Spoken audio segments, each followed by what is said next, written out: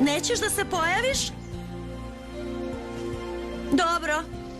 Spasit ću ovu livadu. Ne znam kako, ali spasit ću je. Obećavam. Ovde sam, Makena. Palčice!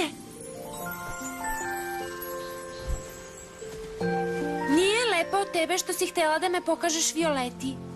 Jako mi je žao, Palčice. Prihvatam izvinjenje.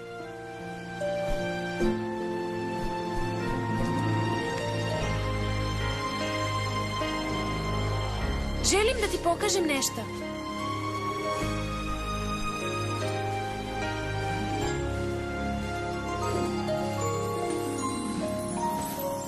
Evo nas.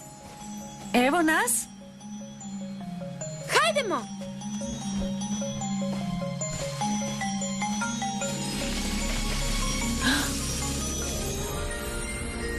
Wow! Društvo! Želim da vas upoznam sa nekim.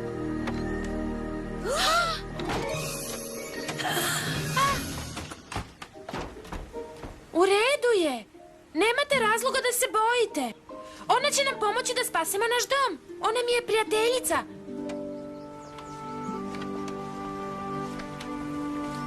Ovo su moje najbolje drugarice, Janessa i Grisela. Zdravo. Drago mi je. Zdravo.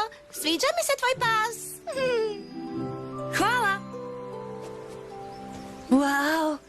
Ima vas jako mnogo. I još više nas je na putu. Za mnom.